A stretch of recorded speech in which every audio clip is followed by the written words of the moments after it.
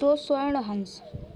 प्राचीन काल में मानसरोवर में सफेद हंसों का दल रहा करता था। सफेद बादलों सी जटा बिखेरते सफेद हंस मानसरोवर के निश्चल जल में कलरव कर संपूर्ण वातावरण को गुंजायमान कर देते थे। सफेद हंसों के दल के साथ मानसरोवर में दो स्वर्ण हंस भी रहते थे। दोनों स्वर्ण हंस आकार में अन्य हंसों से बड़े थे और दिखने में एक समान थे। वे शीलवान, धैर्यवान और गुणवान थे। उनमें से एक राजा था और एक सेनापति। राजा का नाम धृतराष्ट्र और सेनापति का नाम सुमुख था। उनकी छत्र छाया में सभी हंस आनंद पूर्वक जीवन व्यतीत कर रहे थे। स्वर्ण हंसों के गुणों की प्रशंसा देवलोक और पाताललोक तक थी। देवतागण और यक्षगण भी उनका गुणगान किया करते थे। मनुष्य लोक में भी उनकी चर्चा दूर दूर तक थी।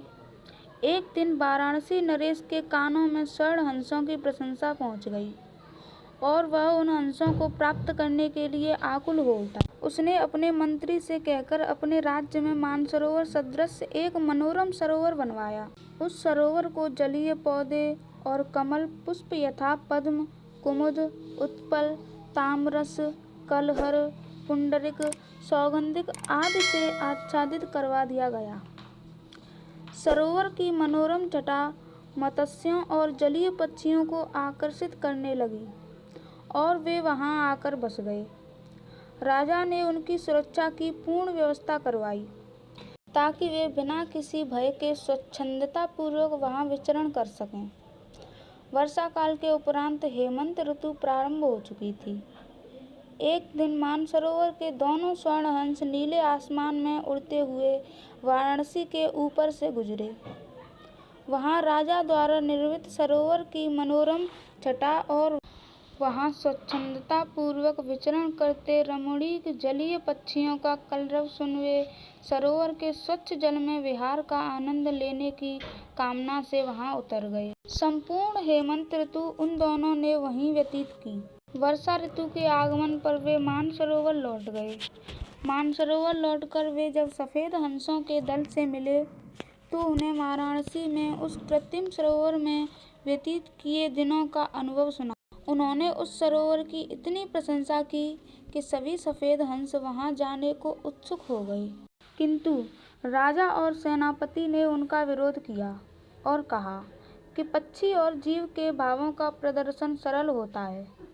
वे अपनी चीखों द्वारा अपने समस्त आंतरिक भाव प्रदर्शित कर देते हैं, किंतु मानव के भीतर के भाव को जान पाना असंभव है।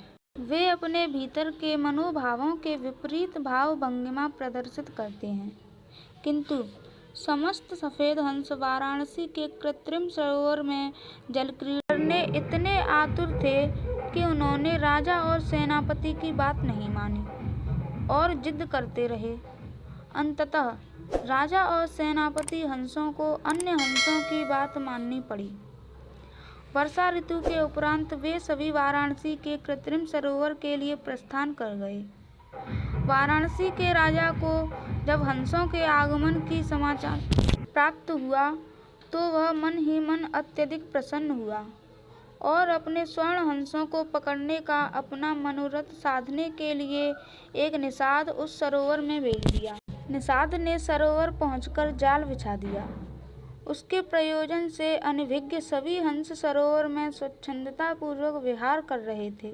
हंसराज युधिष्ठिर उसके जाल में फंस गया। जाल में फंसते ही उसने राजा का दायित्व निभाते हुए अन्य हंसों को आगाह कर वहां से प्रस्थान कर जाने के लिए आदेशित कर दिया। सभी सफेद हंस तत्काल वहां से उड़ गए, किंतु स्वामी भक्त सेनापति हंस सुमुख वहीं रहा। हंसराज युधिष्ठिर ने उसे प्रस्थान करने को कहा, किंतु स्वामी भक्त निभाते हुए उसने जाने से इनकार कर दिया। जब निषाद हंसराज को पकड़ने के लिए पहुंचा तो दोनों हंसों को देख स्तब्ध रह गया, क्योंकि उसके एक हंस को पकड़ने के लिए जाल बिछाया था। उसने सेनापति हंस से कारण पूछा तो वह बोला, अपने स्वामी की सेवा में यदि मैं अपने प्राण भी न्यौछावर कर दूं तो ये मेरे लिए गर्व की बात होगी। यह सुनकर मानव कल्याण विरुद्ध हिंसा के पथ पर चलने वाले निषाद का हृदय परिवर्तित हो गया और उसने दोनों हंसों को मुक्त कर दिया। हंसों को आभास था कि यदि निषाद ने उन्हें मुक्त कर दिया तो वह राजा के क्रोध का भोजन बनेगा। इसीलिए वे उसके कहने पर भी वहां से नहीं गए, बल्कि उसके दोनों कंधों पर बैठकर राजा के दरबार में पहुंचे। जिन हंसों को पकड़ने के लिए राजा ने निषाद भेजा था, उन्हें निषाद के कंधों में बैठकर स्वयं आता देख राजा चकित रह गया। निषाद ने राजा के समक्ष पूरे घटनाक्रम का वर्णन किया, जिसे सुनकर राजा का हृदय परिवर्तित हो गया। उसने निषाद को दंडित न कर पुरस्कृत किया और दोनों हंसों को महल में प्रदान किया। कुछ दिन राजा के महल में अतिथि के रूप में रहने के उपरांत दोनों हंस मानसरोवर लौट गए। तो दोस्तों, ये थी हमारी कहानी। उम्मीद है कहानी आपको पसंद आई होगी। कहानी अगर पसंद आई हो तो वीडियो को लाइक करें और चैनल को सब्सक्राइब करके बेल आइकन को प्रेस कर लें, जिससे आने वाले नए वीडियो का नोटिफिकेशन आप तक पहुंचता रहे। धन्यवाद।